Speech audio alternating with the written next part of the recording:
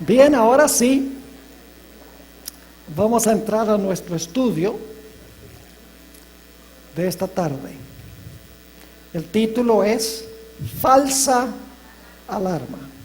Oremos. Querido Padre, gracias por habernos traído aquí a este lugar. Gracias, Señor, por tu palabra. Gracias por el privilegio de pertenecer a tu pueblo. Gracias por las maravillosas promesas que has hecho en tu palabra. Promesas que nos has hecho a nosotros. Promesas para aquellos que son fieles.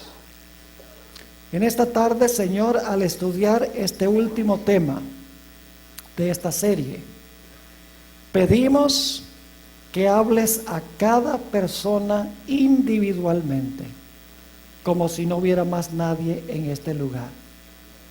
Habla a cada conciencia, a cada corazón, para que el mensaje sea comprendido, asimilado, aceptado y obedecido. Gracias te damos de antemano por escuchar esta oración, porque te lo pedimos en el nombre de Jesús. Amén. Indudablemente ustedes conocen la historia que les voy a contar, pero la voy a contar porque ilustra una gran verdad. Durante los últimos años yo he tenido el privilegio de visitar a muchos países del mundo, en los 5 continentes. Y la gente siempre me pregunta, ¿cuál es el país más lindo que yo he visitado?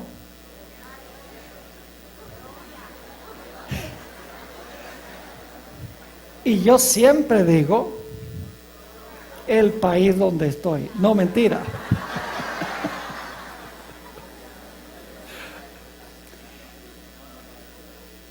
Colombia es un país superdotado, predilecto, especial, no cabe duda.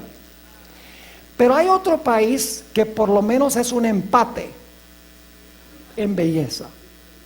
Y ese país es Nueva Zelanda.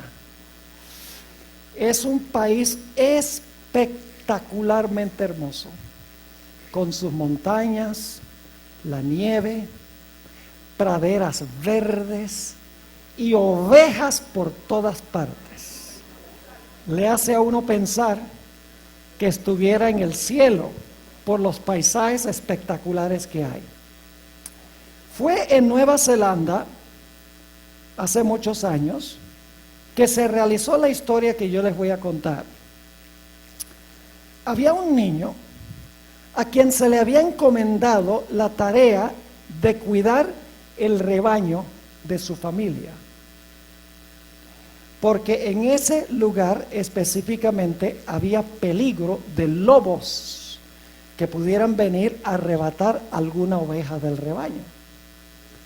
Así que el niño se le ocurrió la idea de jugarle una broma a los habitantes del pueblo a donde él vivía.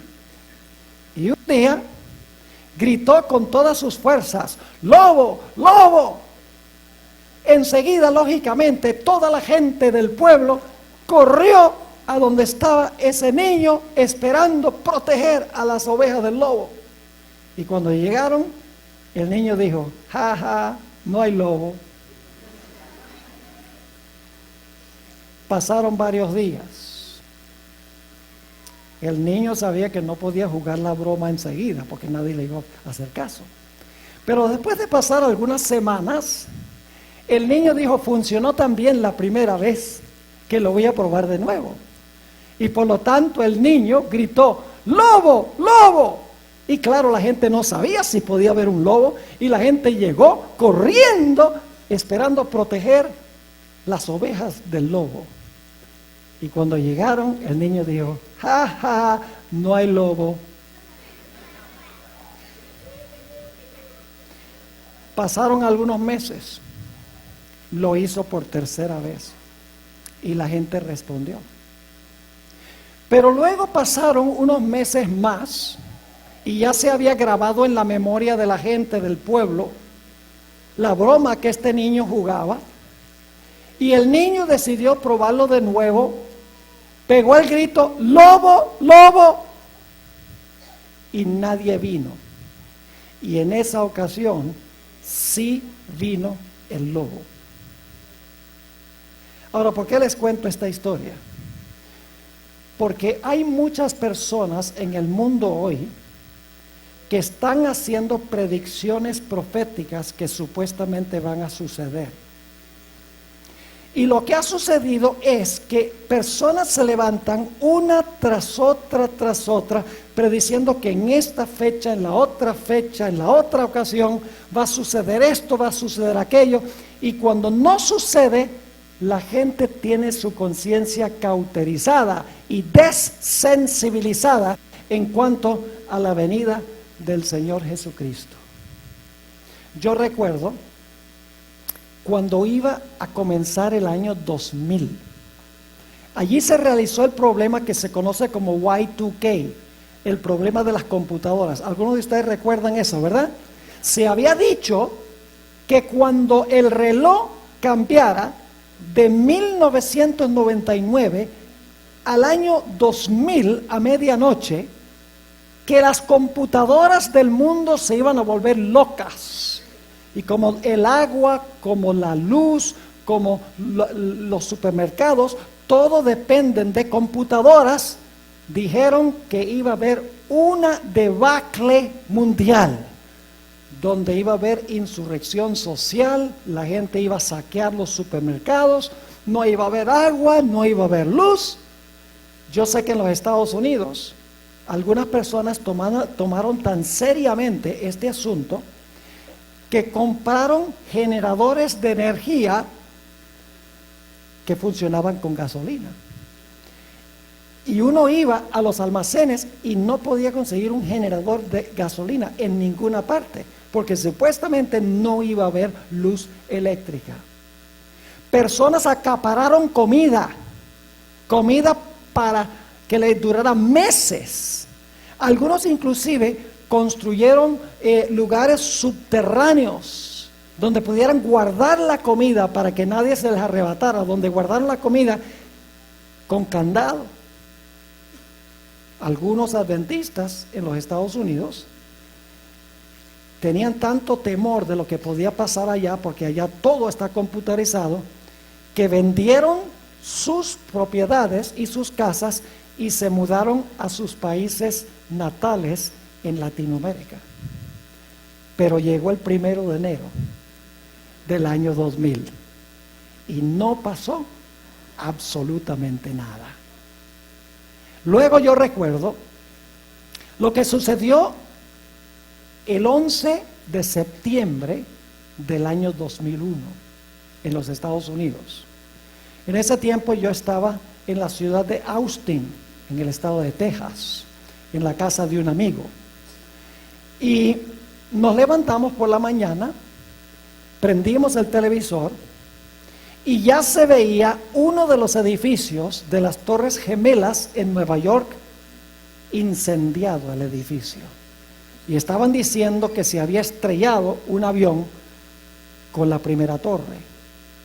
Y luego, mientras contemplábamos la pantalla, vimos cómo se acercó el otro avión y se estrelló también con el otro edificio.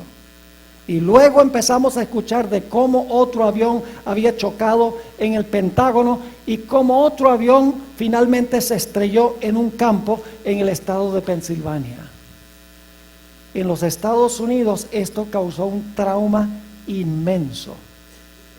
Y saben que por varios días, podríamos decir varias semanas después de este desastre en Nueva York y en Washington y en Pensilvania, hay dos cosas que uno no conseguía. Uno no conseguía banderas de los Estados Unidos porque todo el mundo se volvió patriota.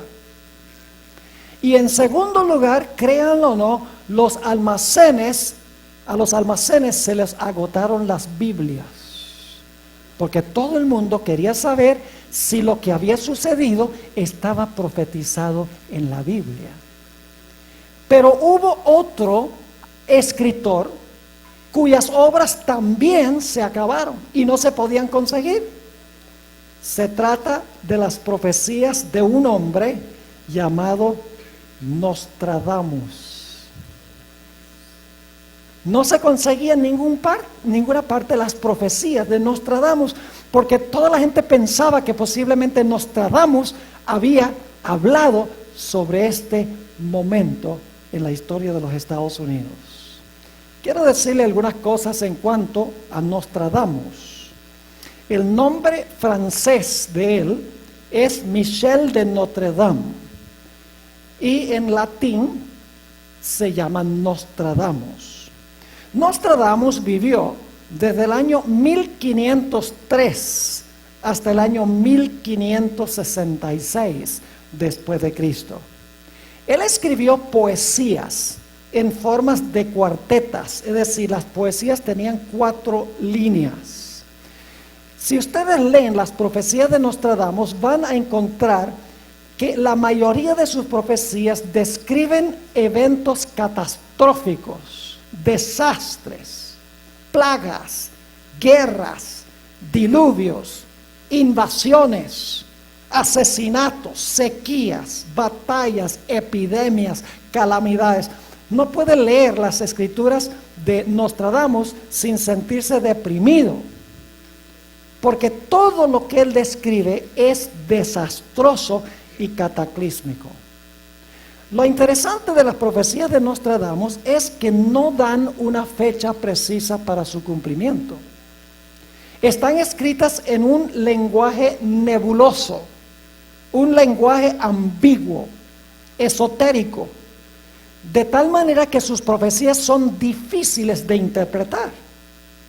Hay que usar mucho la imaginación para medio saber qué evento estaba él describiendo. Hay que conjeturar, hay que adivinar, porque en realidad ningún erudito sabe a qué evento se refería cuando él escribió en cuanto a estas cosas. Es más, cada erudito tiene su propia teoría y su propio concepto en cuanto a cuándo y dónde se cumple determinada profecía de Nostradamus.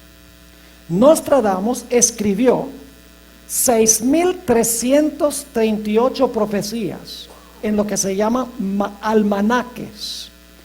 Estuvo involucrado profundamente en las ciencias ocultas y llegó a ser muy apreciado por las personas prominentes de la sociedad. Es decir, los burgueses de la sociedad, los de la alta sociedad, lo llamaban para que él les hiciera profecías psíquicas y les escribiera horóscopos en cuanto a su futuro. Algunos que han leído los escritos de Nostradamus dicen que él profetizó varios eventos: el gran incendio de Londres, el ascenso de Napoleón Bonaparte al poder, el ataque de las Torres Gemelas del 9/11 del 2001, las 2 guerras mundiales, las bombas atómicas que cayeron sobre Hiroshima y Nagasaki, la Revolución Francesa, el alunizaje de Apolo 11 y aún la muerte de la princesa Diana.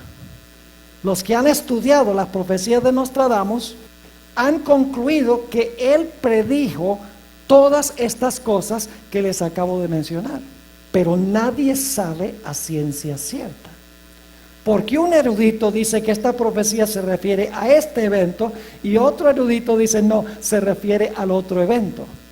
No hay certeza, porque sus profecías son ambiguas, nebulosas, difíciles de interpretar y en muchos sentidos son muy generales y se podría aplicar a cualquier desastre o cualquier cataclismo que se ha realizado a través de la historia. Sus escritos obviamente no son confiables. Y luego recientemente hubo la sensación del calendario maya.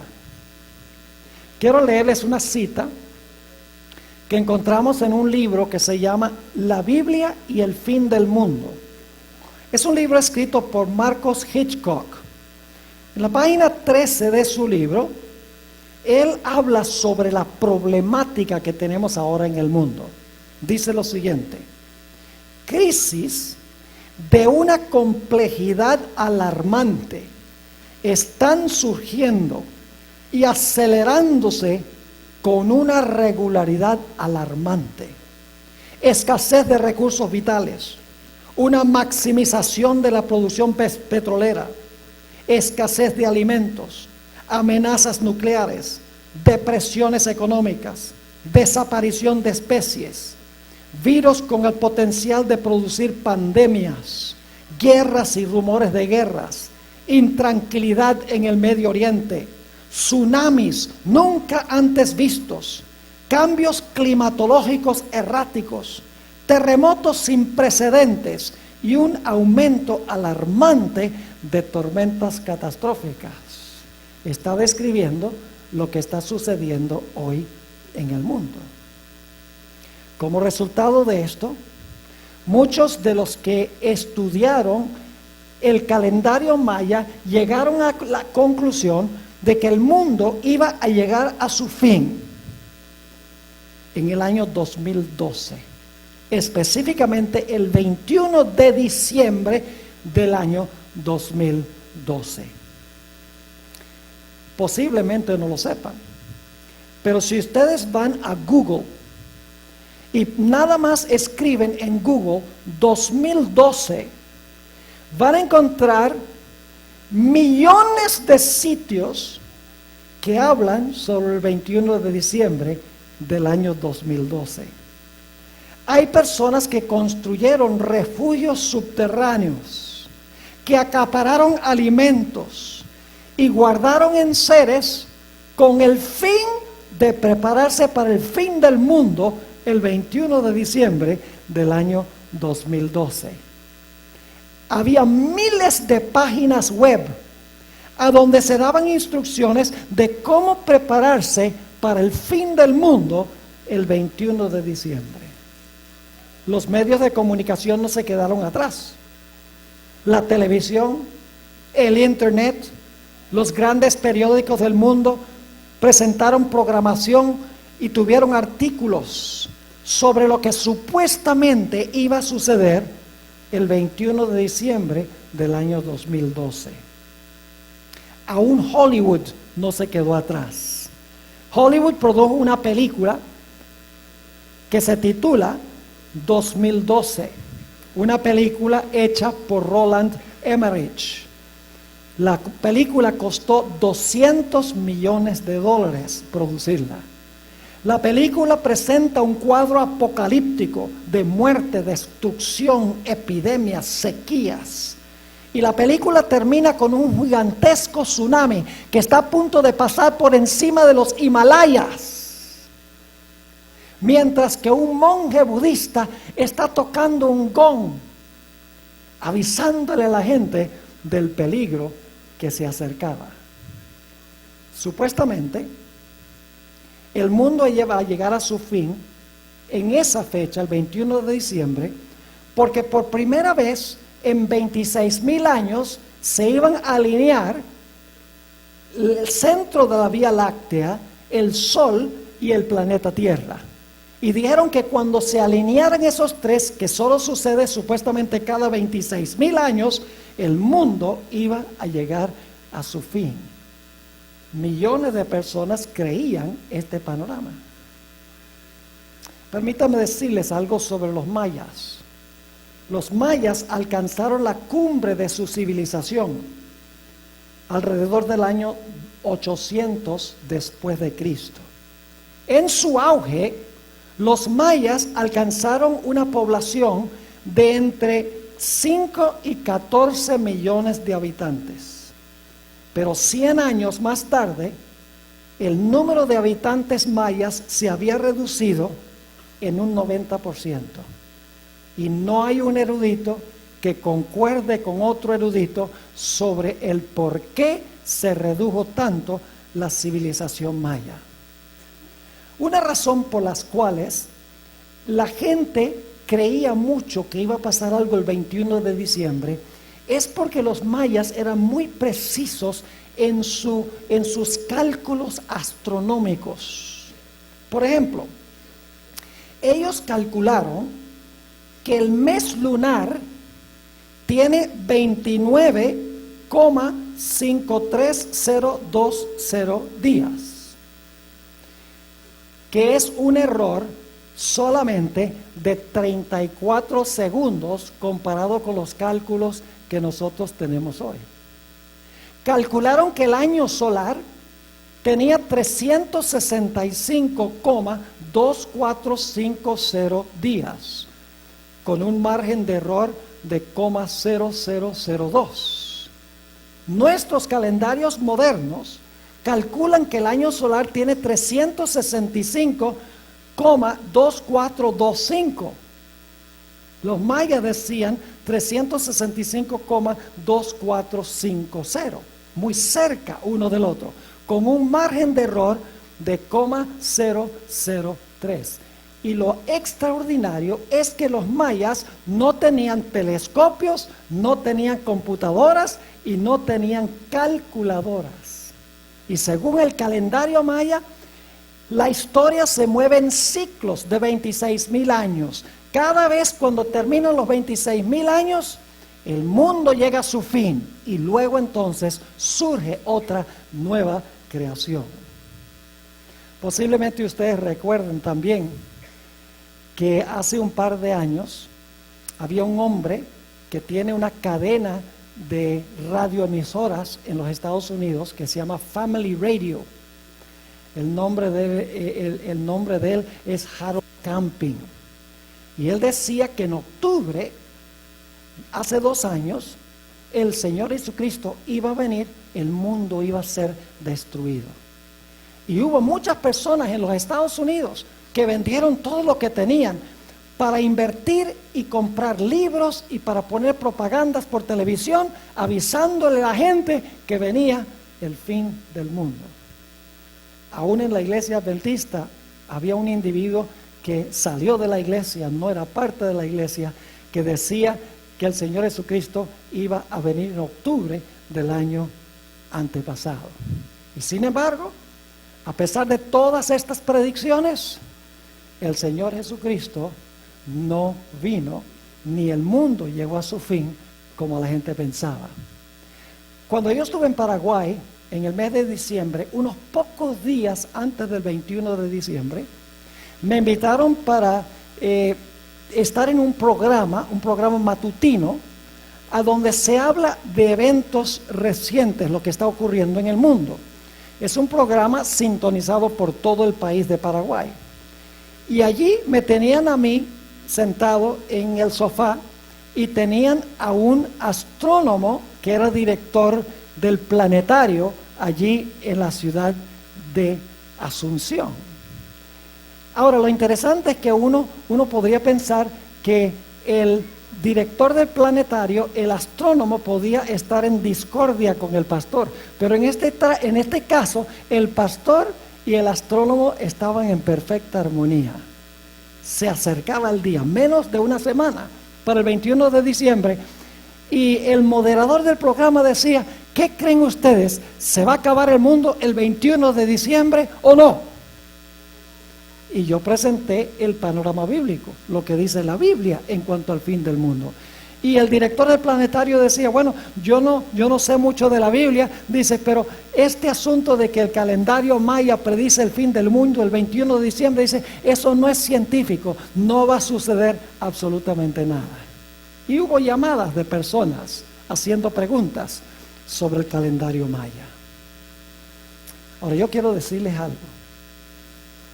Mientras más la gente establece fechas para eventos proféticos y no se cumple lo que ellos predicen, más cauterizada queda la conciencia de los seres humanos. El Señor Jesucristo dijo que nadie sabe el día ni la hora de la venida del Señor Jesucristo. Es decir, nadie puede predecir la fecha. Pero yo les aseguro que hay un libro, y solo un libro en este mundo, que puede decirnos cuándo el Señor Jesucristo está cerca a venir y qué es lo que va a suceder en este mundo poco antes de la venida del Señor Jesucristo. Ese libro es el que tengo en mi mano, la Sagrada Escritura. Ahora, las profecías de la Biblia no son ambiguas, no son esotéricas, no son nebulosas, no están escritas en un lenguaje difícil de entender. La Biblia no está sujeta a la imaginación de los intérpretes. Las profecías de la Biblia son precisas, exactas y confiables, en contraste con el calendario maya, con el Y2K, con Harold Camping, con todos estos otros que predicen, con Nostradamus, que predicen los eventos finales. La Biblia es 100% confiable. Yo quiero darles un ejemplo de eso. En Daniel, el capítulo 2, tenemos una profecía espectacular, conocida muy bien por los adventistas. Tal vez las personas que no son miembros de la iglesia adventista conocen esta profecía un poco menos. Ahora les voy a relatar la historia para que ustedes vean la precisión de la Biblia, que la Biblia no es ambigua, no está sujeta a la interpretación de los eruditos, etcétera, que la Biblia dice las cosas contantes y sonantes, claritas, que nadie tiene que usar la imaginación. En Daniel 2 encontramos que el rey Nabucodonosor, rey de Babilonia, tuvo un sueño. Y cuando se despertó del sueño, se le había olvidado. ¿Ustedes han tenido alguna vez un sueño donde cuando se despiertan dicen, ay, yo soñé, sí me gustaría acordarme lo que soñé? ¿Han tenido esa experiencia, verdad?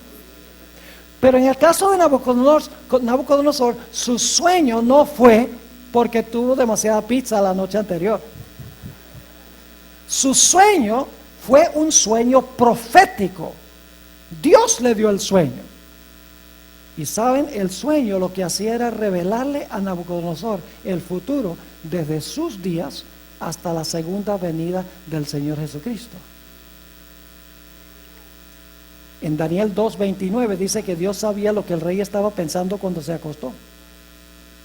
Dice ahí Daniel, tú cuando estabas en tu cama subieron pensamientos en tu mente por saber lo que iba a ser en el futuro, y Dios sabía lo que tú estabas pensando y por lo tanto Dios te ha revelado el futuro, le dijo finalmente Daniel.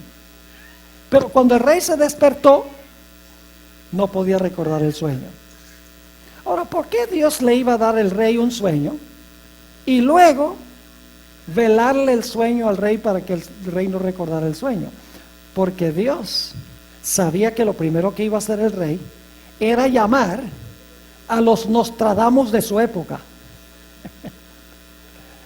Sí, a los Harold Camping de su época, a los Walter Mercado de su época. Así que el rey hizo eso, mandó a llamar a los magos, a los astrólogos, a los adivinos, y les dijo, miren, yo he tenido un sueño y necesito que me digan cuál es el sueño. Y estos tales llamados expertos que leían el futuro en la bola de cristal y miraban el destino en las estrellas, en el horóscopo, y que profesaban poder anunciar el futuro leyendo a la palma de la mano y consultando el mundo de los espíritus, le dijeron al rey, está bien, rey, dinos el sueño y te vamos a decir lo que el sueño representa. Y el rey dice, no, es que ustedes no entienden lo que yo estoy pidiendo. Yo no estoy pidiendo que ustedes me digan lo que significa el sueño. Yo lo que quiero es que ustedes me digan el sueño. Porque si me pueden decir el sueño, les puedo creer la interpretación de lo que significa el sueño. Y enseguida los magos, astrólogos y adivinos dijeron, miren, ningún rey ha pedido cosa tal, jamás. Eso es injusto. No pudieron decirle al rey ni el sueño y mucho menos lo que significaba el sueño. ¿Funcionaba alguno de estos métodos que usaban estos charlatanes? ¿La bola de cristal funciona? No. ¿El consultar el horóscopo funciona? No. ¿El leer la palma de la mano? No. ¿El consultar al profeta psíquico? No. No funcionó. Dios le hizo al rey olvidar su sueño porque él quería desenmascarar a estos charlatanes. Y así fue. Se vio que todos estos métodos no funcionan. Y por lo tanto el rey se enojó. Y dijo, ustedes son unos charlatanes, la religión de ustedes está en bancarrota, y mandó a matar a todos los sabios de Babilonia. Y entre esos sabios estaba un hombre llamado Daniel y sus 3 amigos, Sadrach, Mesach y Abednego. Así que cuando vinieron a buscar a Daniel y a sus amigos para matarlos, Daniel le dijo al siervo del rey, pero ¿por qué es que se está implementando este decreto tan rápidamente? Dígale al rey que me dé tiempo hasta que se haga de noche para que yo pueda mirar las estrellas. Dígale al rey que me dé una audiencia y me dé la palma de la mano. Yo le voy a leer, le voy a decir cuál es el sueño. Dile al rey que saque la bola de cristal. ¿Fue así? No. Nada de eso. Daniel le dijo al siervo del rey, mira, dile al rey que nos dé tiempo. Y la Biblia dice que Daniel y sus amigos se encerraron en un cuarto y le pidieron al Dios del cielo que les revelara el sueño y lo que significaba ese sueño. En Daniel, el capítulo 2 y el versículo 27 y 28, va Daniel delante del rey. Y fíjense lo que dice Daniel al rey.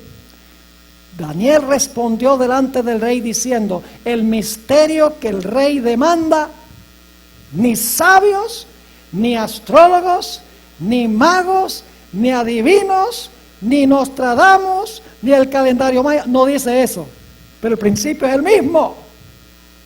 No pueden revelárselo al rey, pero hay un Dios en los cielos, el cual revela misterios, y él ha hecho saber al rey Nabucodonosor lo que ha de acontecer en los postreros días. He aquí tu sueño y las visiones que has tenido en tu cama. Y luego Daniel le dice al rey su sueño. Ahora yo quiero leer el sueño, porque es un sueño muy interesante. Los que son adventistas han oído muchas veces en cuanto a este sueño, pero vamos a leerlo de todas maneras. En Daniel 2 y el versículo 31 al 35, Daniel 2, 31 al 35, encontramos este sueño que tuvo el rey Nabucodonosor. Dice aquí Daniel, tú, oh rey, veías, y he aquí una gran imagen. Pongan esto en su imaginación. Vio una gran imagen. Esta imagen o estatua, que era muy grande y cuya gloria era muy sublime, estaba en pie delante de ti y su aspecto era terrible. Ahora no sabemos por qué era terrible el aspecto, de pronto tenía la cara distorsionada. Pero ahora fíjense qué características tenía la estatua o la imagen. Versículo 32.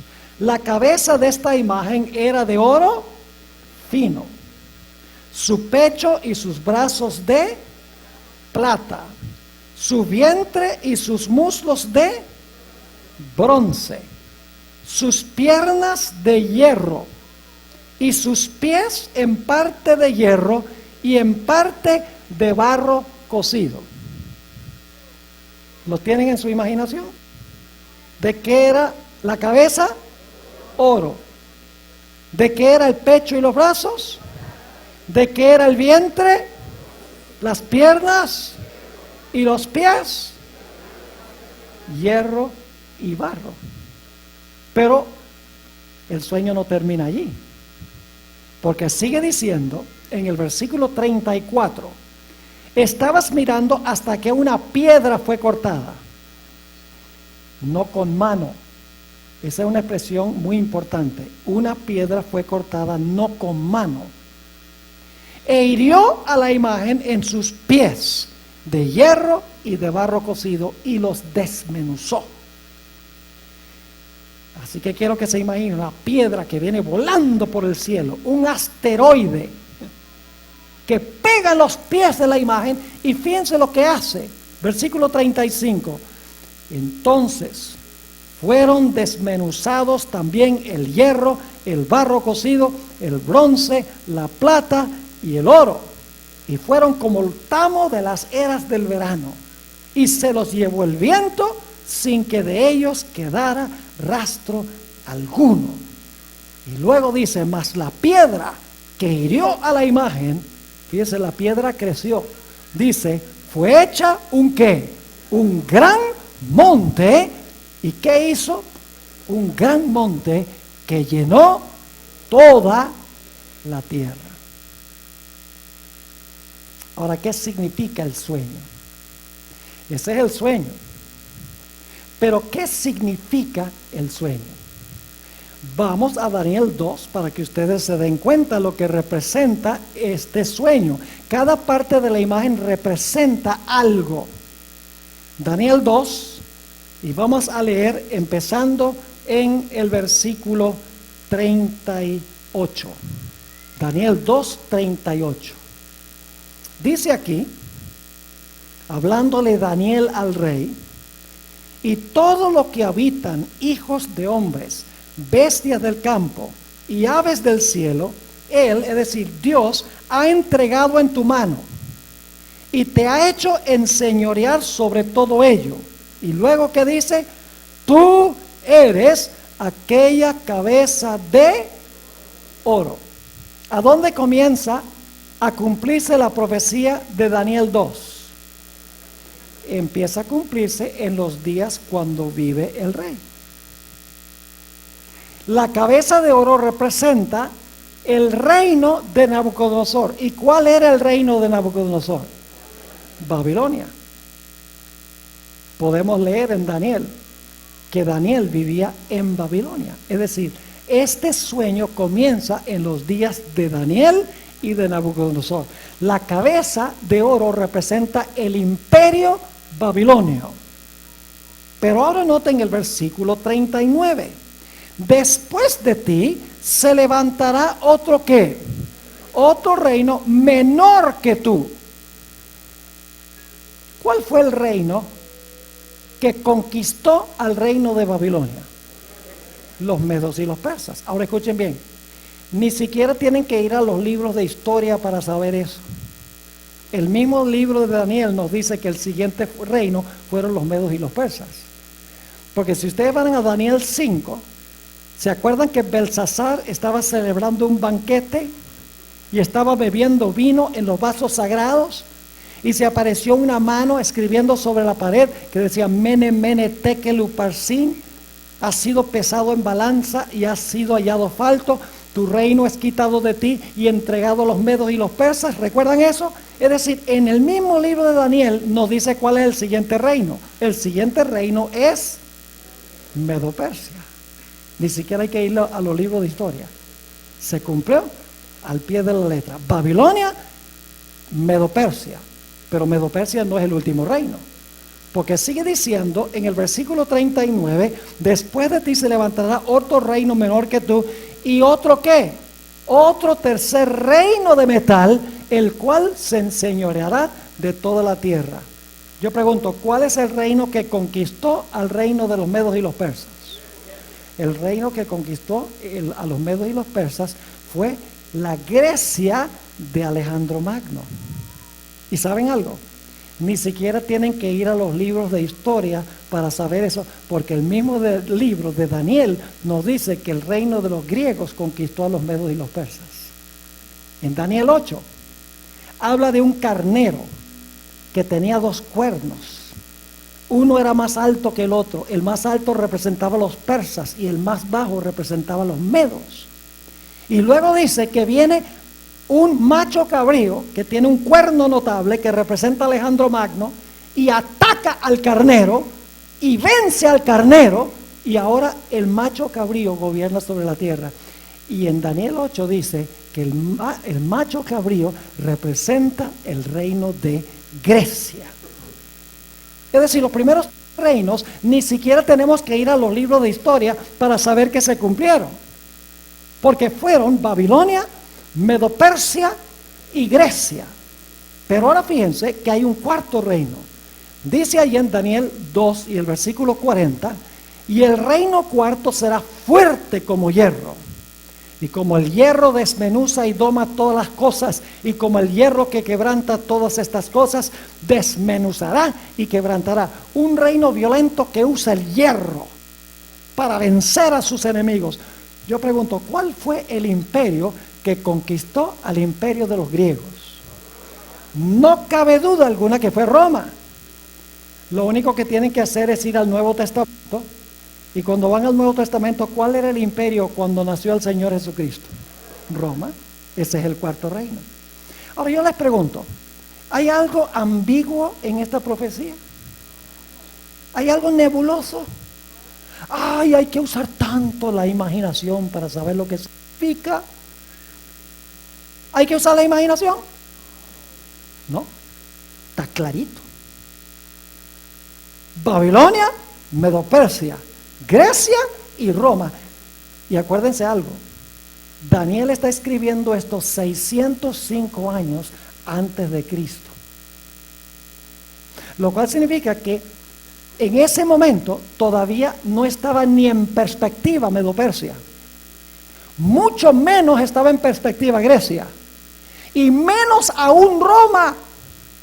Y sin embargo Dios 605 años antes de nacer Jesús declaró que iba a haber 4 imperios: Babilonia, Medo-Persia, Grecia y Roma, con precisión matemática. La profecía no termina allí. Tenemos que ir al versículo 41. Dice en el versículo 41: y lo que viste de los pies y los dedos. ¿Cuántos dedos creen ustedes que tenían los pies?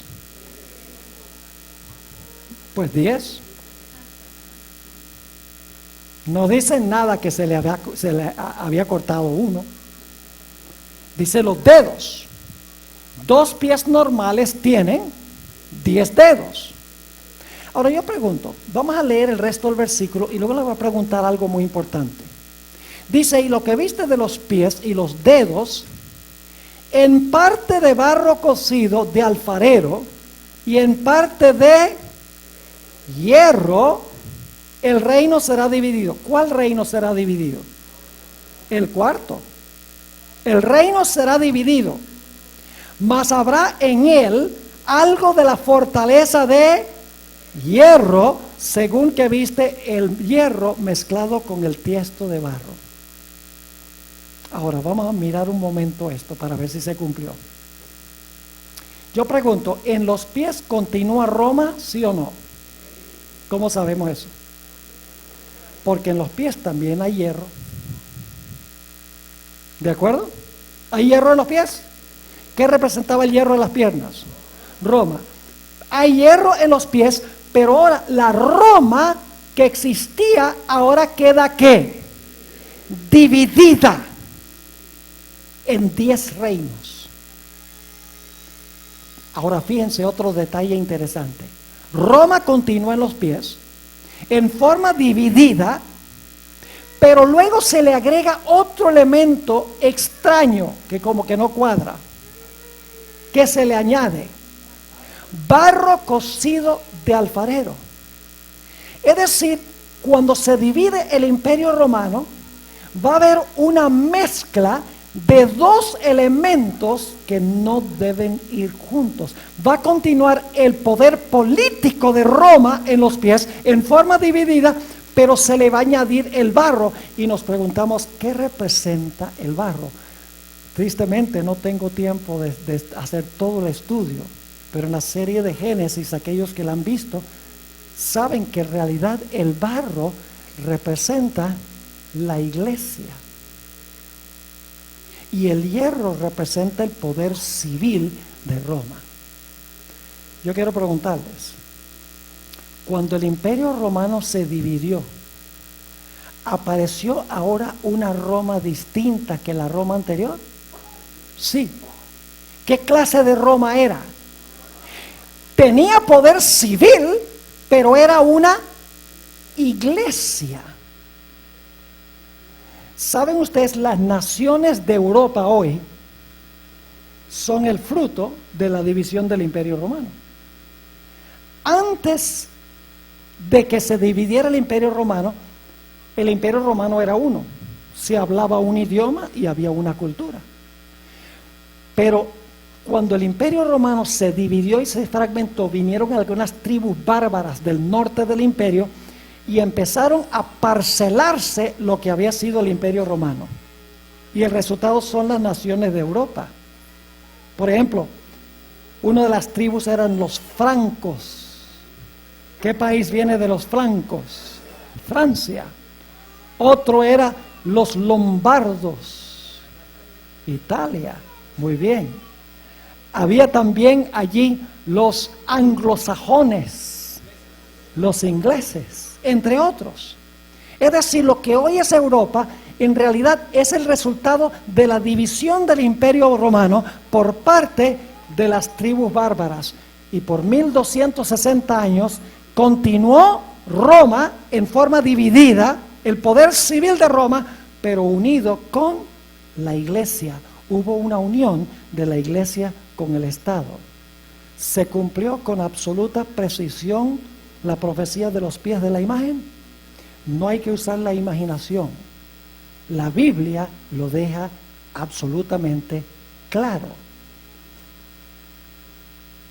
Centenares de años antes, Daniel, inspirado por Dios, está diciendo: Babilonia, Medo-Grecia, Grecia, Roma. Luego Roma se va a dividir, va a continuar en forma dividida, se va a unir la iglesia con el Estado. Ahora yo les pregunto, ¿creen ustedes que podemos confiar también en la última parte de la profecía? ¿Y qué les hace pensar que podemos confiar en la última parte?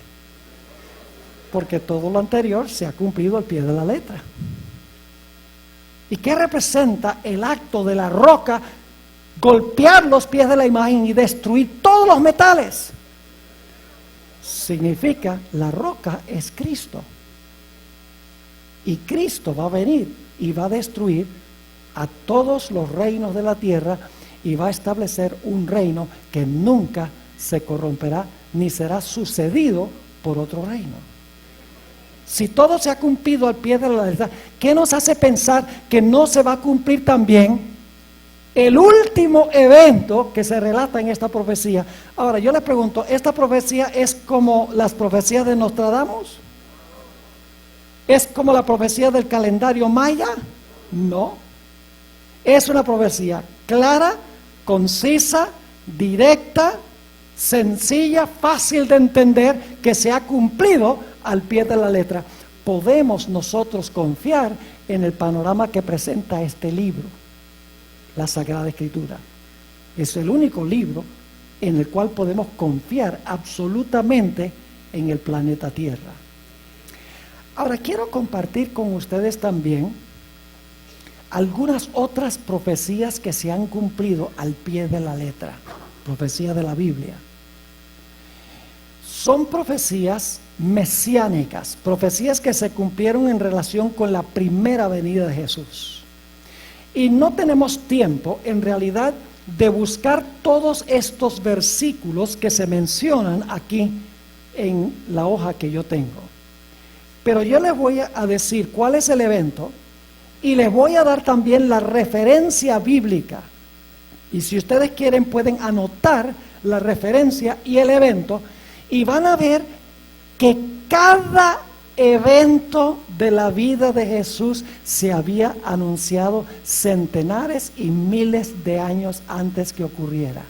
No en forma nebulosa, sino en una forma directa y fácil de entender. Le voy a mencionar los eventos.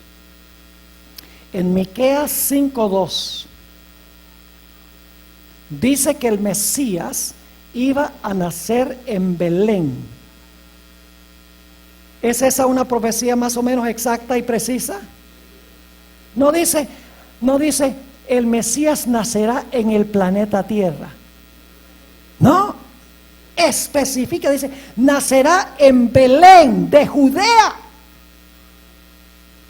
Miqueas escribió 700 años antes de nacer Jesús.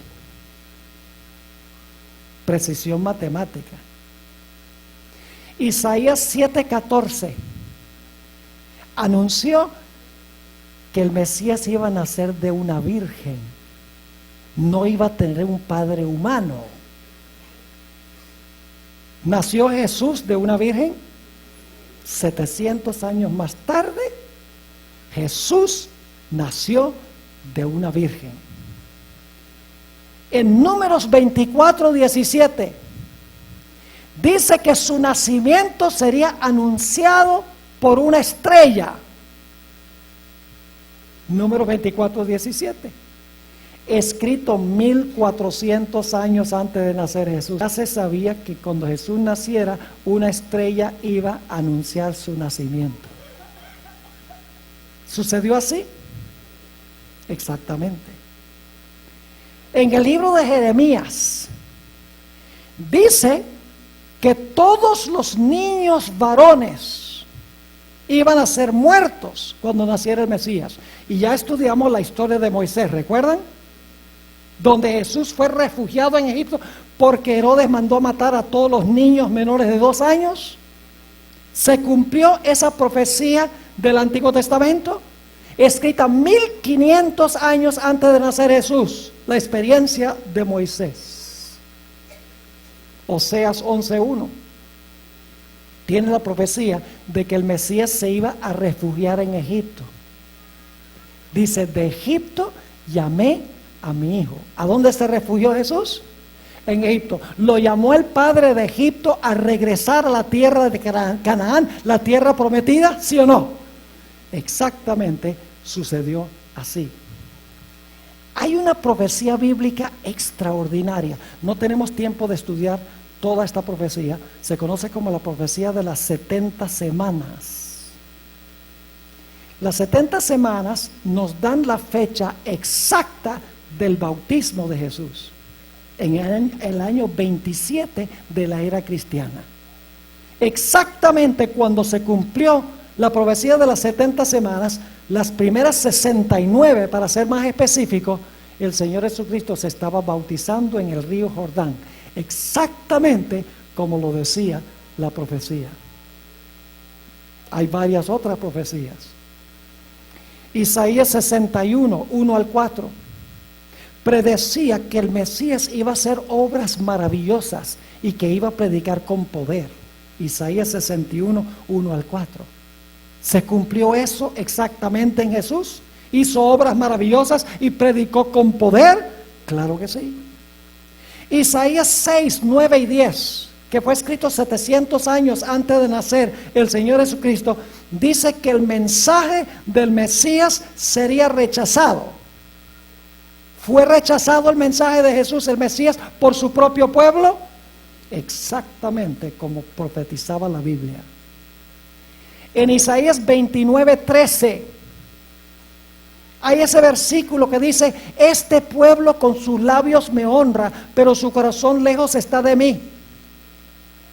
¿Jesús usó esas palabras y se las aplicó a sí mismo? Exactamente, pero esas palabras fueron escritas casi 700 años antes de nacer Jesús, y ya se había anunciado lo que Jesús iba a decir durante su ministerio. En Zacarías 9:9, que fue escrito más de 500 años antes de nacer Jesús, dice que el Mesías iba a entrar a Jerusalén cabalgando sobre un asno. ¿Pasó así? Exacta y precisamente. En la entrada triunfal, Jesús entró a Jerusalén en un asno, pero se había anunciado 500 años antes que ocurriera ese evento específico. en Jeremías 7:11, decía que Jesús iba a echar a los comerciantes del templo. ¿Echó Jesús los comerciantes del templo? Claro que sí, pero se había anunciado 600 años antes por el profeta Jeremías. Zacarías 11 y el versículo 13 dice que el Mesías sería vendido por 30 piezas de plata. ¿Suena como Nostradamus eso? ¿Quién puede predecir 500 años antes que ocurra que un hombre va a ser vendido por 30 piezas de plata? Y sin embargo, eso fue lo que ocurrió con Jesús. Zacarías 13 y el versículo 7 dice que sus propios discípulos lo iban a abandonar cuando lo arrestaran. Herida al pastor y se descarriarán las ovejas. ¿Huyeron los discípulos cuando arrestaron a Jesús? Exactamente como lo decía la profecía. En Isaías 53 y el versículo 3 al 6 nos dice que el Mesías iba a cargar los pecados de la raza humana. ¿Cargó Jesús los pecados de la raza humana? Claro que sí.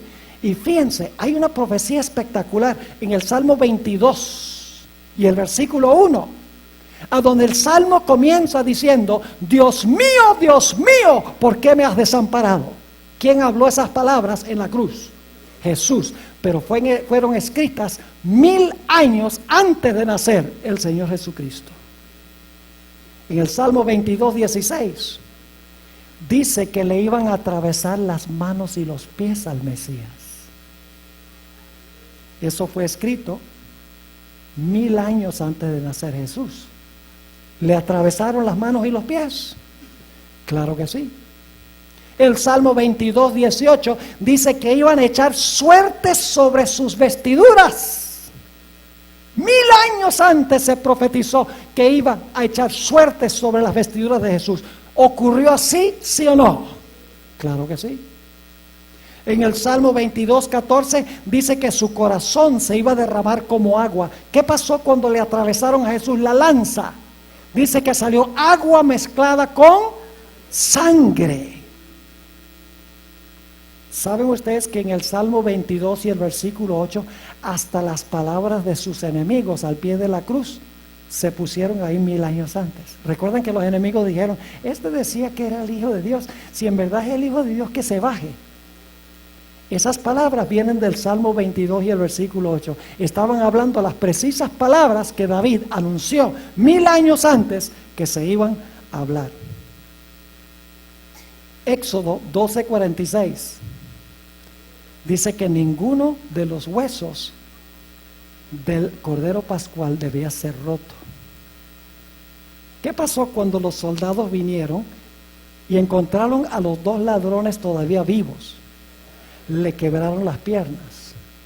Pero encontraron a Jesús muerto. ¿Le quebraron las piernas? No, porque en Éxodo 12:46 decía que no se quebraría ninguno de sus huesos, escrito 1400 años antes que Jesús naciera. El Salmo 22:15 y el Salmo 69:21 nos dice que el Mesías va a decir: sed tengo. ¿Qué dijo Jesús cuando estaba en la cruz? Dijo: sed tengo. ¿Y qué le dieron? Le dieron hiel mezclado con vinagre. En el Salmo 69 y el versículo 21 dice exactamente que eso era lo que le iban a dar. Isaías 53:9 dice que su sepultura sería con los ricos. ¿A dónde fue sepultado Jesús? En el sepulcro de un rico. En el Salmo 16:10 que estudiamos anoche, dice claramente que iba a resucitar de los muertos al tercer día. Y en el Salmo 110 y el versículo 1 y el versículo 4 dice que se iba a sentar a la diestra del Padre cuando ascendiera al cielo. ¿Suena como Nostradamus? ¿Son ambiguas estas profecías? ¿Difíciles de entender? abiertas a la interpretación de este o de otro erudito. No, son profecías exactas, precisas, en cuanto a lo que iba a ocurrir, profecías dadas centenares y miles de años antes que las cosas ocurrieran. Por eso digo que uno puede confiar en las profecías que se encuentran en este santo libro. Es el único libro en el mundo en el cual podemos confiar con absoluta certeza, porque se ha demostrado preciso y exacto en el cumplimiento de las profecías que ha anunciado. En Isaías 46 y el versículo 9 y 10, Isaías 46 y el versículo 9 y 10, Dios habla en cuanto a sí mismo. Dice así: acordaos de las cosas pasadas desde los tiempos antiguos, porque yo soy Dios y no hay otro Dios, y nada hay semejante a mí, que anuncio, escuchen bien, que anuncio lo porvenir ¿desde cuándo? Desde el principio, y desde la antigüedad lo que aún no era hecho, que digo, mi consejo permanecerá y haré todo lo que yo quiero. Dios es capaz de anunciar el fin desde el principio. Dios conoce todas las cosas, el pasado, el presente y el futuro. Y por lo tanto, Dios en su palabra es el único que nos puede explicar qué es lo que va a pasar en el futuro y cómo va a llegar este mundo a su fin. Para Nostradamus, el calendario maya, el Y2K y Harold Camping, entre otros, el panorama del futuro está saturado de pesimismo. Solo ven un fin catastrófico y sin esperanza. Pero el panorama bíblico es diferente. Ahora, no me entiendan mal. La Biblia sí nos dice que al final del tiempo va a haber muchos desastres y muchos cataclismos. Noten lo que dice en Mateo 24 y el versículo 6 y el versículo 7, que creo que se están cumpliendo en el mundo de hoy, más que nunca, con mayor intensidad y con mayor frecuencia. La gente dice, siempre ha habido terremotos, siempre ha habido pestilencias, siempre ha habido hambres. Eso es cierto, pero nunca como ahora, en frecuencia y en intensidad. Dice aquí, en Mateo 24, 6 y 7, y oiréis ¿de qué? De guerras y rumores de guerras. Mirad que no os turbéis, porque es necesario que todo esto acontezca, pero aún no es el fin. Porque se levantará ¿qué? Nación contra nación y reino contra reino, y habrá pestes. Eso quiere decir epidemias.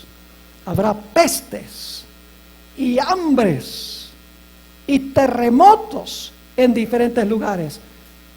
Yo no creo que Jesús esté dando todos los desastres, está dando nada más una muestra. Yo creo que Él podría haber dicho tsunamis, ciclones, tornados, cambio climático. Todo eso lo podría haber incluido allí, pero nos está dando solamente la idea de que en el tiempo del fin va a haber catástrofes y calamidades y problemas sociales, y va a haber guerras y rumores de guerras, epidemias como nunca se han visto antes en la historia. Pero ¿saben algo? El panorama bíblico del fin no es pesimista, sino que es optimista. Porque la Biblia nos dice que aunque el mundo va a llegar a su fin, aunque va a haber hambres y pestilencias, y va a haber guerras y rumores de guerras y terremotos y tsunamis y otros desastres, la Biblia nos enseña que una vez que pasen estas cosas, el Señor Jesucristo salvará a los que han recibido a Jesús como su Salvador personal. El Señor Jesucristo rescatará a sus fieles hijos en medio de estas tribulaciones y estos cataclismos y estas catástrofes. Y entonces la Biblia dice que Dios establecerá un sistema completamente diferente. Noten lo que dice Apocalipsis, el capítulo 21 y el versículo 4. Apocalipsis 21 y el versículo 4. Fíjense cómo va a ser el mundo venidero. Durante esta semana yo he podido conocer a un buen número de personas a nivel personal. Y varias personas me han pedido que ore con ellos por problemas de salud. Esta mañana vino una hermana a hablar conmigo que dentro de una semana va a tener una intervención quirúrgica para operarle un tumor que tiene en el cerebro.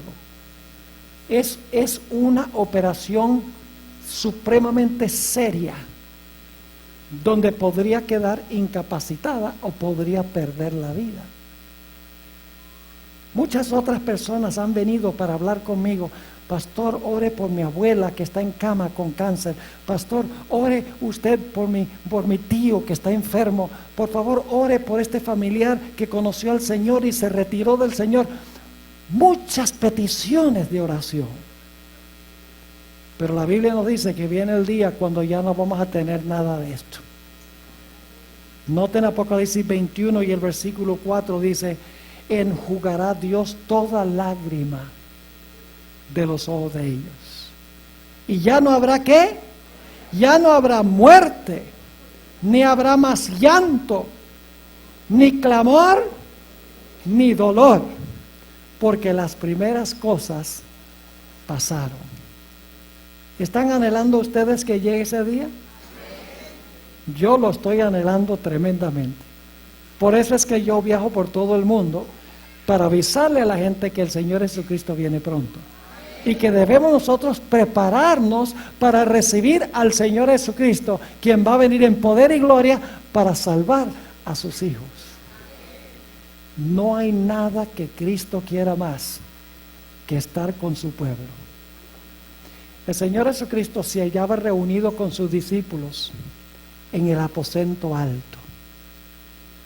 Este relato se encuentra en Juan el capítulo 13. El Señor Jesucristo, sentado a la mesa, le dijo a sus discípulos: miren, tomad, comed, este es mi cuerpo que es quebrantado por vosotros. Y luego toma la copa y dice: esta es la sangre del pacto derramada para vosotros. Y los discípulos están diciendo: ¿qué está hablando el maestro? ¿Que su cuerpo va a ser quebrantado? ¿Que su sangre va a ser derramada? Estaban preocupadísimos. Y preocupados también porque Jesús lavó sus pies. Insólito que el maestro lavara los pies de sus discípulos. Y luego Jesús, para remate, dice en la mesa: uno de ustedes mismos me va a entregar esta noche. Tenían sus emociones revueltas, estaban revolcados en su composición psicológica. Pero luego Jesús le dice algo que termina de intranquilizarlos. El Señor Jesucristo le dice a sus discípulos: me voy. Ellos habían estado con Jesús 3 años y medio, lo amaban, no podían concebir en vivir sin Jesús ni por un solo instante. Habían aprendido a estar con Él, a amarlo como su mejor amigo. Y Jesús está diciendo: me voy, para colmo de las preocupaciones allí en el aposento alto. Y el apóstol Pedro le dice: ¿para dónde vas? Y Jesús le dice: donde yo voy, no puedes tú ir. Pero dice: la buena nueva es que me seguirás después. Y el apóstol Pedro dice: pero yo no quiero ir después. Yo quiero ir ahora. No podemos vivir sin ti, Señor. Te amamos porque hemos pasado todo este tiempo contigo. Hemos aprendido a amarte. Quiero ir ahora. Cuando termina el capítulo 13 de San Juan, los corazones de los discípulos están revueltos.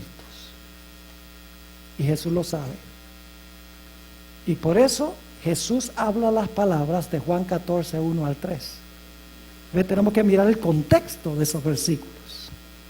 En Juan 14, 1 al 3, vayan conmigo allí y vamos a estudiar brevemente este pasaje. Juan 14 y el versículo 1 al versículo 3. Jesús dice, no sé qué, no se turbe vuestro corazón. ¿Tenían los corazones turbados, sí o no? Si no los tenían turbados, ¿por qué Jesús dice no se turbe vuestro corazón? Tenían sus corazones turbados por todo lo que había ocurrido, por todo lo que había sucedido. Jesús dice no se turbe vuestro corazón. ¿Sabe? Esa palabra turbe es una palabra muy fuerte. Es la que se usa. ¿Recuerdan ustedes que había gente que pensaba que cuando se revolvían las aguas de un estanque, el que primero se tirara quedaba sano? Cuando dice que se revolvían las aguas, esa es la palabra turbar, la misma palabra de aquí. Es decir, estaban revueltos. También se usa para hablar de Herodes. Cuando Herodes escuchó que había nacido el Mesías, que para él era el rival al trono, dice que se turbó. Y es una palabra que se usa también cuando los discípulos vieron a Jesús caminando sobre el agua. Dice que se turbaron porque creían que era un fantasma. Es una palabra fuerte, turbó. Jesús sabía que sus corazones estaban revueltos porque Jesús había dicho que se iba. Así que Jesús dice, no se turbe vuestro corazón. ¿Creéis en Dios? Creen también en mí. En la casa de mi Padre muchas moradas habrá.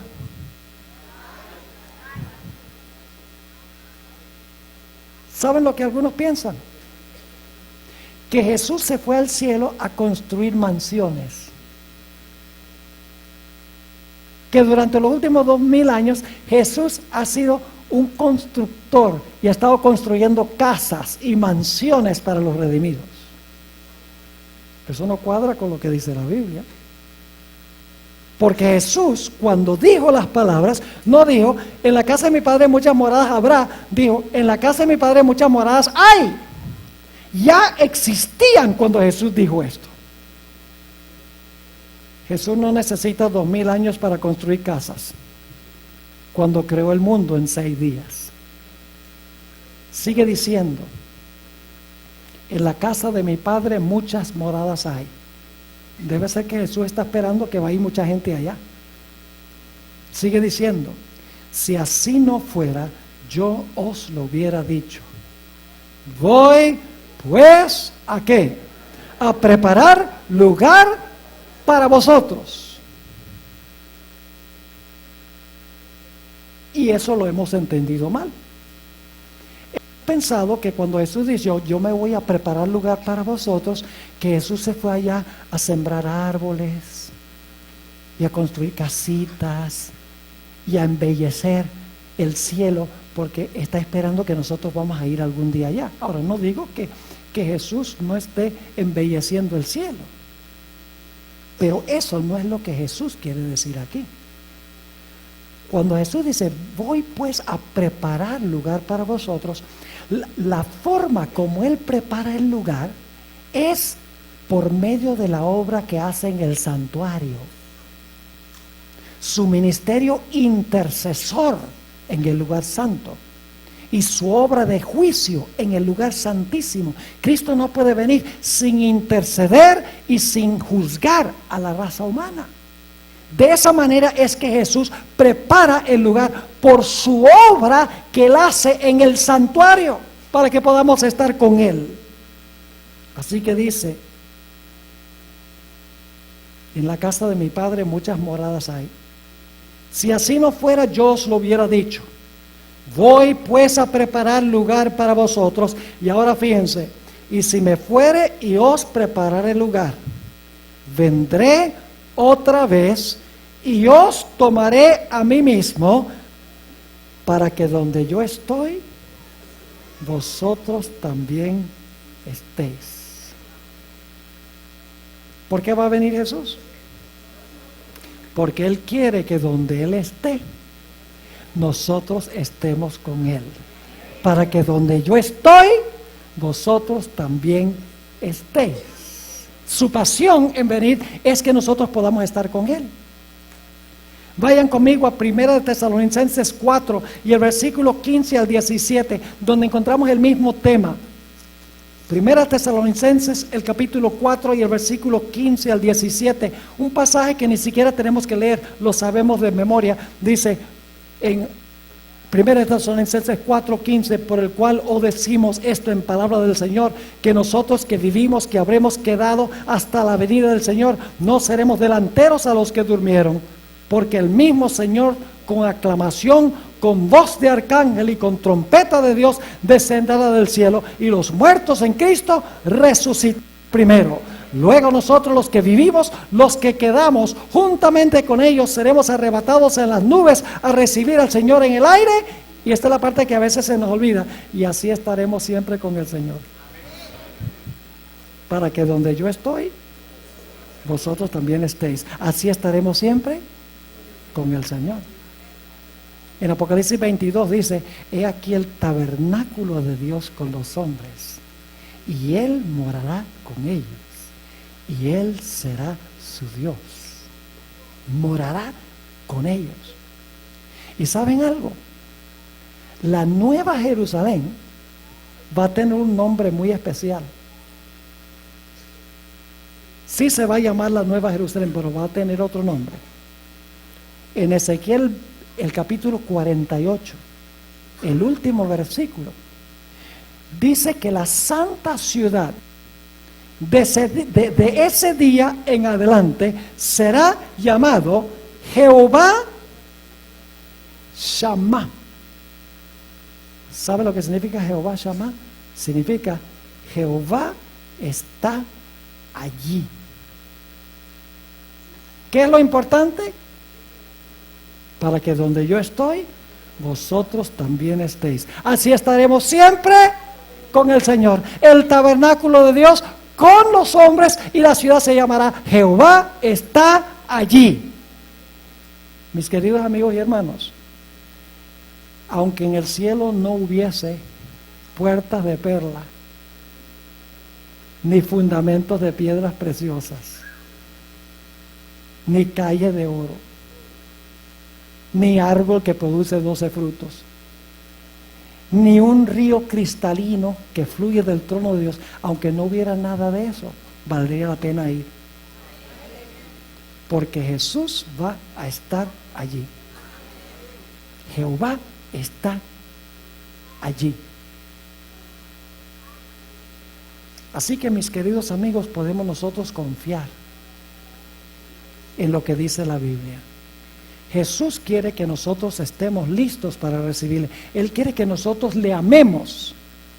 No vamos a anhelar su venida al menos que lo amemos, y no lo vamos a amar al menos que hayamos pasado tiempo con Él. Termino con una ilustración.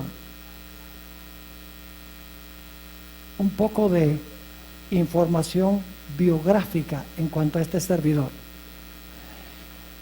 Cuando yo tenía 4 años, mis padres aceptaron un llamado para venir al país de Colombia. Mi papá pasó 3 meses en la ciudad de Medellín estudiando español con el profesor Caballero. Algunos de la vieja guardia se acordarán del profesor Caballero, un erudito en español. Por 3 meses mi papá estudió intensivamente el español, y luego mandaron a mi papá a pastorear la iglesia central de Cartagena. No es el mejor lugar donde aprender español.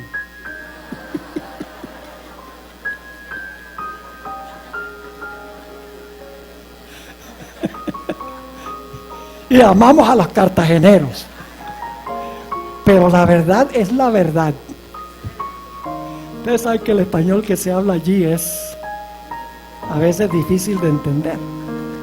Y entonces por 9 meses mi papá estuvo allá en Cartagena pastoreando la iglesia central, puliendo el español que aprendió en Medellín.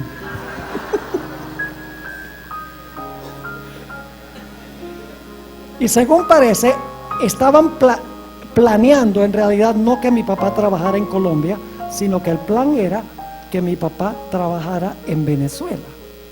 Así que después de ese año, ya cuando había aprendido español y había practicado un poco el español, le pasaron un llamado para pastorear, para ser presidente de lo que en esa época era la Misión Venezolana Occidental en la ciudad de Barquisimeto. Yo estuve allí creciendo. No estudié en Barquisimeto porque era demasiado joven todavía. Después de 3 años y medio le pasaron un llamado a mi papá para ser presidente de la Misión Venezolana Oriental en la ciudad de Caracas. En ese tiempo había solo 2 misiones, la occidental y la oriental. Y allí pasó mi papá algo más de 7 años como presidente de la Misión Venezolana Oriental. Y allí fue que yo estudié toda mi escuela primaria en el Colegio Ricardo Greenwich en la ciudad de Caracas. Por eso alguna gente me detecta un poquito de acento venezolano. Te queda un poco de remanente. Aunque estuve en Medellín después de estar en Venezuela. Pero con los venezolanos todavía digo, concha, le vale. Y chévere cambur. Todavía no conozco bien la terminología. En Venezuela tiene muchas palabras muy autóctonas. Por ejemplo, al banano le dicen cambur. A la crispeta le dicen cotufa. Y al choco le dicen jojoto. Palabras muy distintas. Así que yo estudié toda mi primaria en Caracas. Y cuando llegué a los 14 años, hablaba y entendía inglés, pero no sabía ni leerlo ni escribirlo. Así que mis padres dijeron, Esteban, te vamos a mandar al estado de Wisconsin, en el norte de los Estados Unidos, a un colegio interno, para que practiques el inglés y aprendas a leer y escribir inglés. Ahora, yo aprendí bien el español. Tengo buena ortografía. Y si no me creen, los reto. Es más, ¿saben algo? Me aprendí. La educación en Venezuela se basa mucho en la memorización, por lo menos en ese tiempo. Me inculcaron también las preposiciones que me las sé todavía hasta el día de hoy en el orden en que me las enseñaron. Ante, bajo, con, contra, de, desde, en, entre, hasta, hacia, para, por, según, sin, sobre, tras. Aprendí bien. Así que me mandaron a Wisconsin. Mis padres quedaron en Venezuela. Yo nunca había estado lejos de mi casa, de mi mamá particularmente, porque ella siempre se quedó en la casa.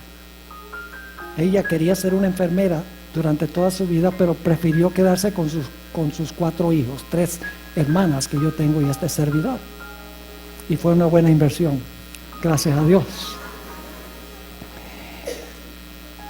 Cuando llegué allá, mis padres se quedaron en Venezuela, ahora me tocó estar allá solo. Y fue duro. Les admito que pasé algunas noches derramando lágrimas, porque me hacía mucha falta mi mamá, porque había pasado toda una vida, 14 años, solamente de vez en cuando a un camporí de conquistadores, pero en ese camporí iba mi papá, porque era el presidente, así que siempre tenía un familiar allí. Y les digo que sufrí por varias semanas, porque amaba a mi mamá. Pasé un año en esa institución, lejos de mis padres. Faltando unos 2 meses aproximadamente, recibí una carta de mi mamá a donde decía: vengo el 28 de mayo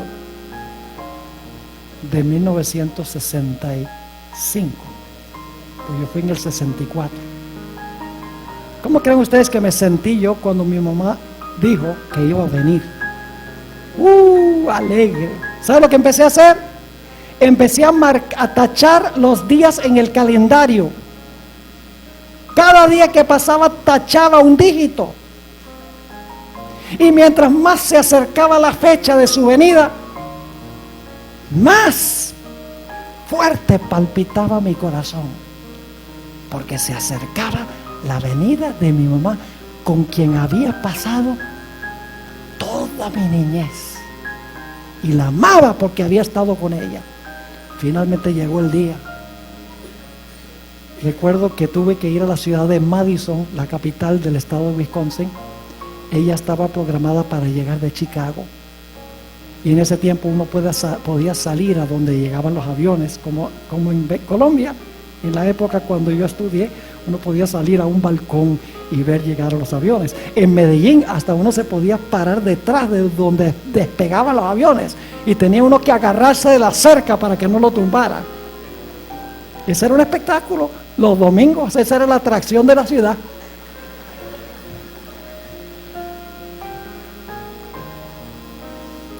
Anunciaron la llegada del vuelo,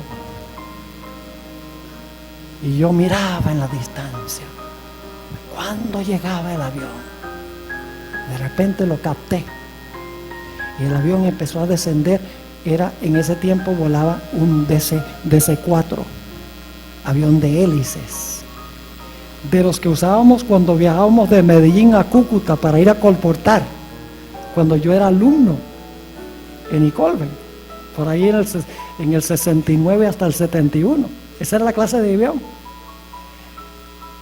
El avión llegó, se paró, y empezaron a bajarse los pasajeros, y yo estaba allí con los ojos pegados en la puerta del avión, y salían las personas, uno por uno salían, y nada que aparecía mi mamá, y siguieron saliendo y saliendo. Yo decía: ¿será que no vino? Como que el corazón me decayó. Y luego, mientras estaba contemplando, se apareció la cara de mi mamá. Llegó mi mamá. Entró al terminal. El encuentro fue maravilloso. Yo todavía recuerdo hasta el día de hoy cómo fue ese encuentro extraordinario. ¿Por qué anhelaba yo tanto la venida de Jesús, la venida de mi mamá? Porque la amaba. ¿Y por qué la amaba? Porque había pasado tiempo con ella. Yo no puedo amar a una persona con quien no paso tiempo. Mientras más tiempo paso con Jesús en esta vida, más voy a anhelar su venida, más voy a anhelar que Él venga, porque no puedo concebir de vivir sin la presencia de mi querido Jesús. Voy a tachar los días en el calendario. Falta un día menos para la venida de Jesús. Viene pronto. Mis hermanos y hermanas, al terminar esta serie de conferencias, no permitamos que los quehaceres de la vida, los ajetreos de la vida, las atracciones del mundo impidan nuestra relación con el Señor Jesucristo. Es lo más vital y lo más indispensable, es formar una amistad personal con Jesús. Y eso lo hacemos ¿cómo? Leyendo la esquela que nos mandó. Es una palabra muy icolvense. La carta de amor que nos mandó. Leemos su carta de amor y vemos cuánto nos ama. Decir: ay Señor, yo sí quisiera que tú vinieras para estar contigo. La única forma como vamos a amar a Jesús es leyendo las cartas de amor que nos dio, hablando con Él regularmente en oración y contándole a otras personas lo maravilloso que es, para que ellos también puedan amarlo y puedan estar listos. Cuando yo estudié en Colben, estudié 3 años de teología, fui interno por año y medio. El otro año y medio mis padres vivían allá, mi papá enseñaba, así que me quedé en la casa, pero por año y medio yo me quedé en el dormitorio. Y había cierto alumno, éramos 8 en un cuarto, en el segundo piso del dormitorio viejo del hogar de jóvenes. Así que los que se han tenido que quedar ahí, yo conozco bien la experiencia de ustedes y conozco bien la cortina también, Aimer. Estábamos hablando de eso la otra noche cuando salimos. Ahora fíjense, yo tenía un compañero de cuarto. ¡Qué muchacho tan fastidioso!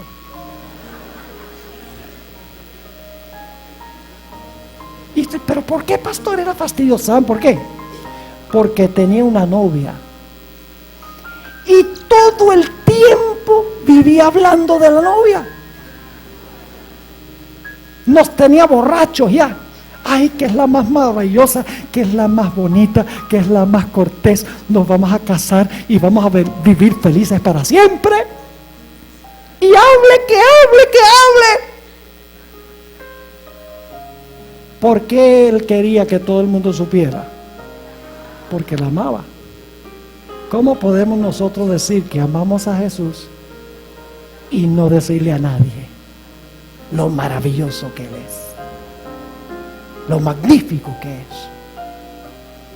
La relación con Jesús se forma leyendo sus cartas de amor, hablando con Él en oración y hablando de Él a nuestros semejantes. Si hacemos eso, vamos a estar listos para la venida del Señor Jesucristo en poder y en gloria. Pregunto, ¿cuántos de los presentes desean estar listos para ese gran día? ¿Quiere levantar la mano si ese es el deseo de su corazón? ¿Quién no? Gloria a Dios. Será el evento más espectacular de la historia. Nuestro querido Jesús, cara a cara. ¿Recuerdan el himno? Cara a cara espero verle. Cuando venga en gloria y luz, cara a cara ya en el cielo, he de ver a mi Jesús. Ojalá ese sea el anhelo y el deseo de nuestro corazón. Escuchemos este himno. Cuando termine el himno, yo quiero hacer un llamado especial antes de concluir. Por favor, no salgan, escuchemos el himno y luego entonces voy a hacer un llamado especial.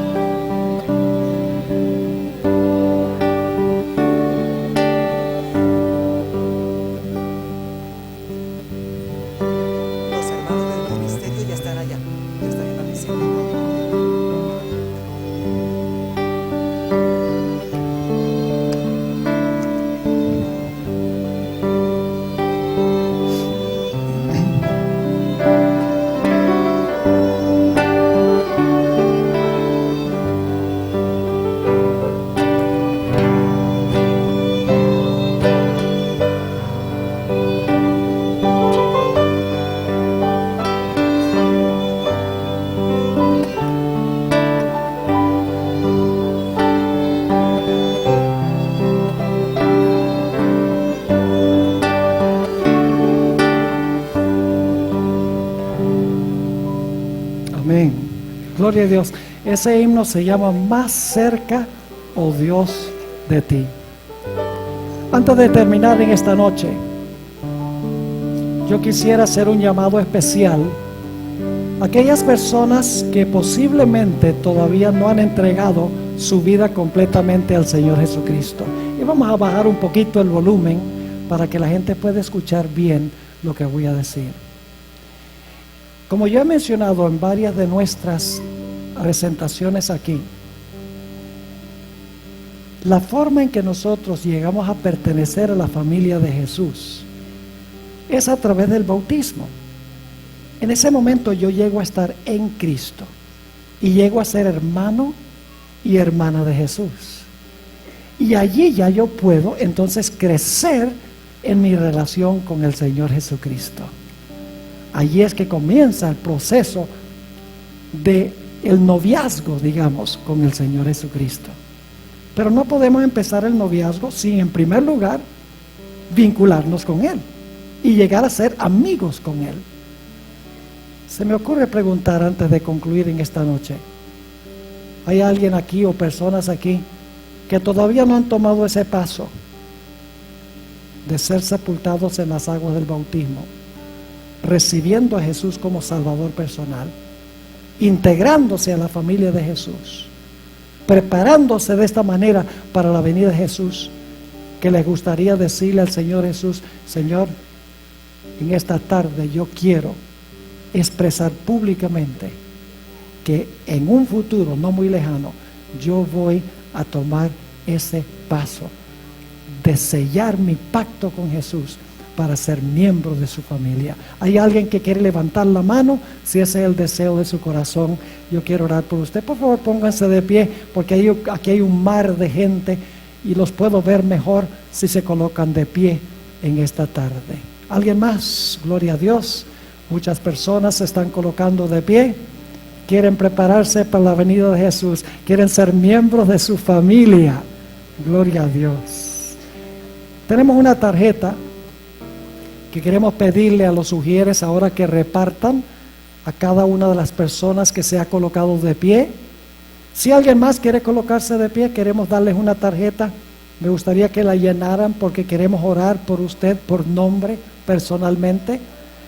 Es una tarjeta donde hay espacio para su nombre, su dirección, barrio, correo electrónico, y luego hay 2 lugares donde pueden marcar: oren por mí, y en segundo lugar, una visita urgente. Si desean una visita, pueden marcar allí.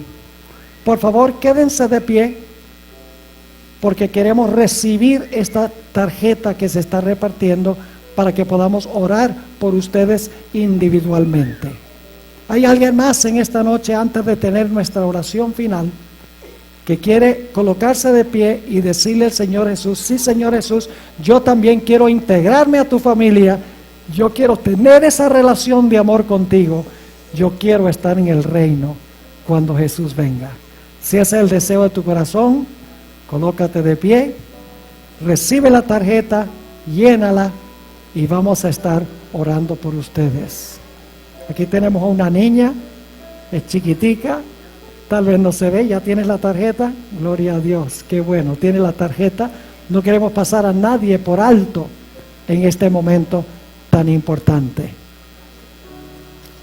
En estos momentos quiero concluir con una palabra de oración, pero escuchen bien: después de la oración, por favor permanezcan solamente por unos pocos minutos, pues queremos recoger una ofrenda final. Solo hemos recogido 2 ofrendas, una más esta noche. Una campaña como esta tiene muchos gastos. Nada más el alquiler de este local cuesta unos cuantos millones de pesos. Y por eso queremos darles la oportunidad de que ustedes ayuden con los gastos de esta campaña. Ni un solo centavo entra a mi bolsillo. Yo pagué mis propios gastos de viaje, de alojamiento, de comida, de todo. Nada de eso sale del presupuesto. No recibo honorarios. El dinero va directamente para sufragar los gastos que han incurrido aquí en Cali para que se pueda realizar esta actividad. En estos momentos vamos a inclinar nuestros rostros y vamos a concluir con una palabra de oración.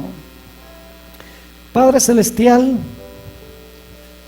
te damos gracias por esta semana. Te damos gracias, Padre, porque hemos podido abrir tu palabra, estudiarla, asimilarla, y ahora pedimos, Señor, que nos ayudes a obedecerla. Te doy gracias, Padre, por todas las personas que se han colocado de pie, han recibido la tarjeta, expresando su deseo de unirse con el Señor Jesucristo de una vez por todas. Te ruego, Padre, que tú no permitas que Satanás desanime a ninguna de estas personas, que muy pronto puedan sellar su pacto con Jesús, integrarse como miembros de la familia de Dios. Bendice también a todos aquellos que ya han hecho una entrega de su vida a Jesús. Manténnos fieles, Señor. Ayúdenos cada día a amar más a Jesús, pasando tiempo con Él, para que cuando Él aparezca en las nubes del cielo podamos decir: he aquí, este es nuestro Dios, le hemos esperado y Él nos salvará. Gracias, Padre, por escuchar nuestra plegaria, porque te lo pedimos en el nombre de Jesús. Amén.